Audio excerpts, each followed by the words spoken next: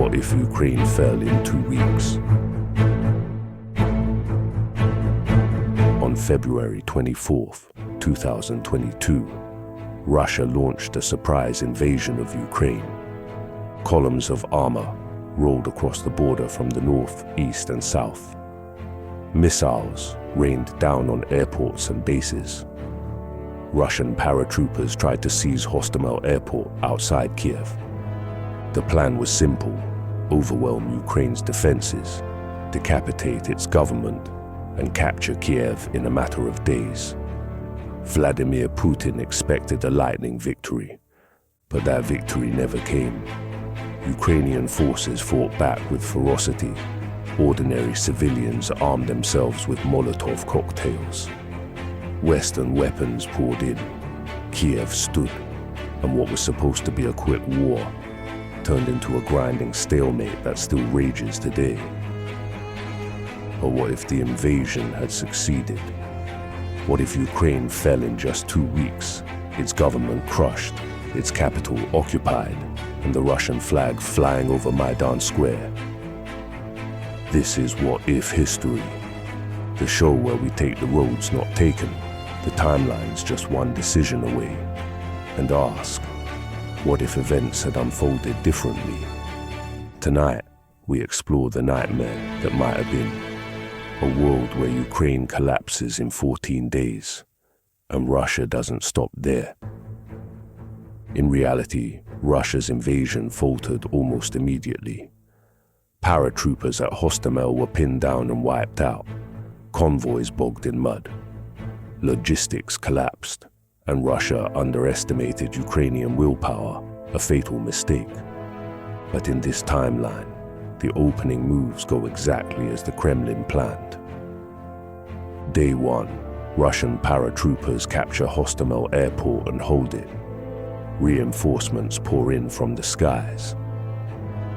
Day 3, armored spearheads drive south from Belarus, linking up with airborne forces. Kiev is encircled. Day 5, bridges are blown, roads cut, and the government is trapped. Day 10, Russian special forces storm government districts. Zelensky is cornered. Without Western aid arriving in time, he is captured and executed on live television after a quick show trial. Day 14, the blue and yellow flag is torn down, and a Russian tricolor is hoisted over Kiev. The world gasps. Ukraine ceases to exist as an independent state. Instead of a war of years, Moscow wins in days, and Europe's security map is shattered overnight. The speed of Ukraine's collapse stuns NATO. In Washington, leaders scramble. Biden vows sanctions, but it is too late. Kiev has fallen. In Warsaw, panic grips Poland. The Baltics sound the alarm. We are next. They demand immediate US troops on their soil. But NATO fractures under the pressure. France and Germany urge diplomacy, terrified of provoking Russia further. Poland and Britain push for confrontation. The alliance looks less like a wall and more like a house divided. Meanwhile, refugees pour across the border.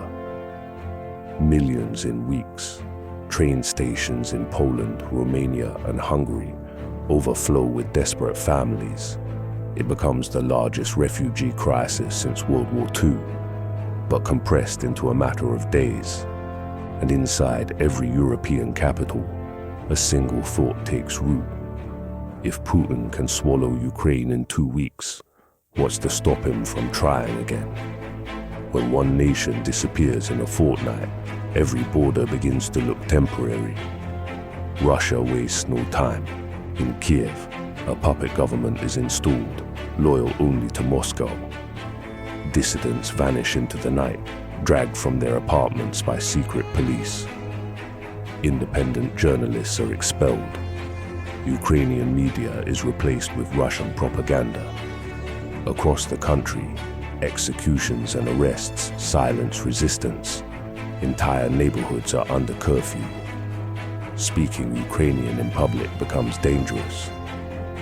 Millions more flee west, turning Poland and Hungary into overwhelmed frontline states. Camps swell into makeshift cities. NATO moves troops into Eastern Europe, but Putin counters. Tactical nuclear warheads are deployed in Belarus. Bomber patrols fly closer to NATO airspace. The Kremlin releases videos of missiles paraded through Red Square. The message is clear.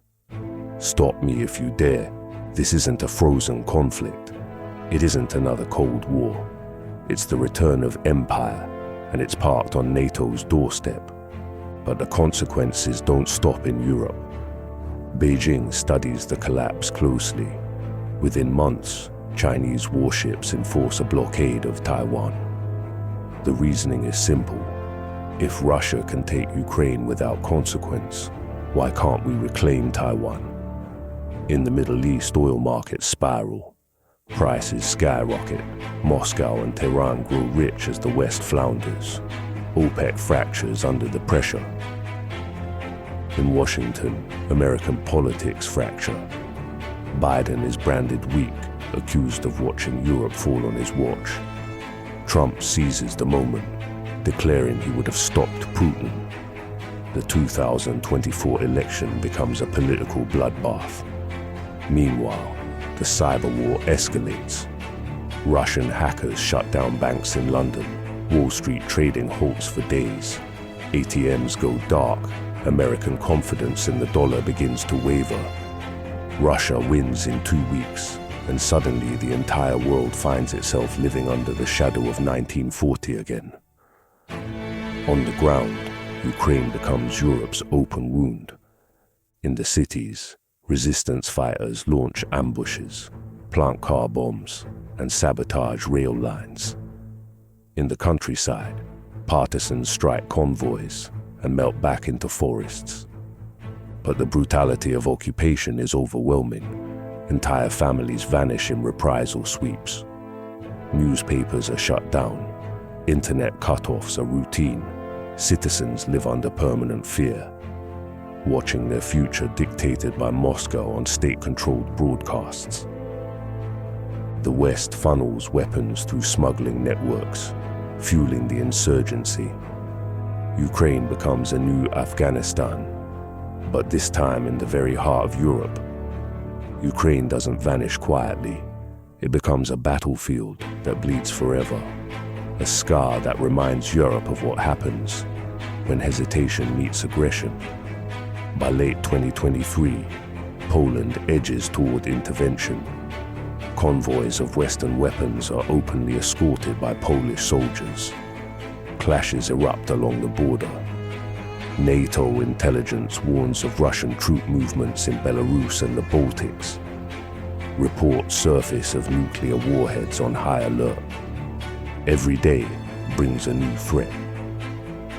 Every night, leaders wonder if the next sunrise will come with mushroom clouds. One wrong move, one nervous colonel with a launch key, and the nightmare of global war becomes reality. And so the map is rewritten. Ukraine erased, Europe fractured, China emboldened, democracies shaken to their core. The United States teeters between escalation and retreat, unsure which path means survival. NATO's promise of unity has never looked so fragile, and in capitals from Warsaw to Washington, one question haunts every war room. If Kiev can fall in 14 days, whose capital is next?